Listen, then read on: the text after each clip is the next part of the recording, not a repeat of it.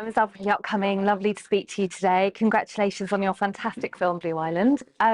If you could sort of start by maybe kicking off with giving us a brief introduction to the story, what the film's about, and why you wanted to tell it. My film called Blue Island, and it's a Hong Kong movie, Hong Kong documentaries that I'm trying to answer the question, what is Hong Kong? For me, I born in 1987, 10 years before the handover. And when I was 10 years old, Hong Kong, from a British colony, become a part of China, CCP China. So for me, it's also always asking the question, what is Hong Kong under this kind of circumstances? And for this film, actually, I look into the long history of Hong Kong, including the 67 riot, including the Cultural Revolution, and also including the 89 crackdown in tenements. By looking into this, and also I'm also look into the protests in 2019. From different periods of time, Hong Kong people think themselves differently and think about this city differently. So when I put it together, you can see the complexity of being Hong Kong. This is what I'm trying to do and answer the questions, what is Hong Kong? And how did you go about the casting process for this film? I mean, did you kind of have a mix of actors with the real protesters? How did you orchestrate that and bring that together? Because Blue Island is not a traditional documentary, that I'm using quite a lot of reenactment scene. From the casting process is after 2019, the big protest in Hong Kong, when I do casting for some non-professional actors.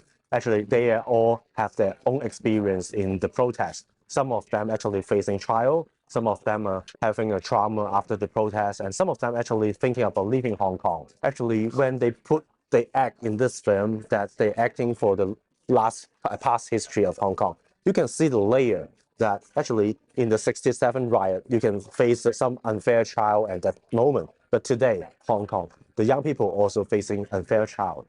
But when they put together, they're so different in their political stand and so different from their identity. It creates a layer during the reenactments. This is how I play with the form. And also it creates some kind of communication with different generations. I think it is also universal to the audience because for this film, during the reenactment scenes, for example, in a prison cell, I have a scene for prison cell, and I put together the old protagonists who are in prisons 50 years ago, and the young protagonists actually now facing the trial, and they have a kind of conversation.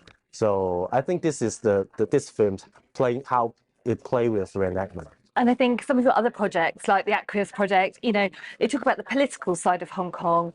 What was it about this particular film you wanted to explore? And where do you think it sort of changed from the starting point to now in Hong Kong? What do you think have been some of the major changes? Starting point for my film, actually, when it was in 2017, even it is very depressing time, but I still think that we have kind of freedom of speech. I'm thinking that when I complete this film, it can show in Hong Kong.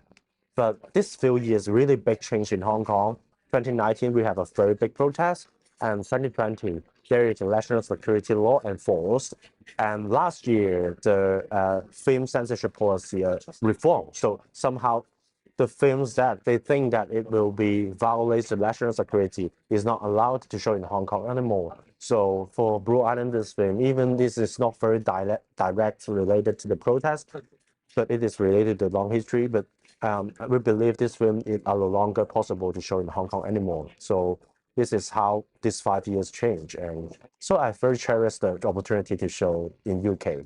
And what do you think viewers will take away from watching your film? What would you like them to take away from it? This film, you can see the complexity of Hong Kong. And this is the people that they can't determine their future, even they are fighting for freedoms, fighting for democracy for a really long period of time. I want the international audience that they can know more about Hong Kong.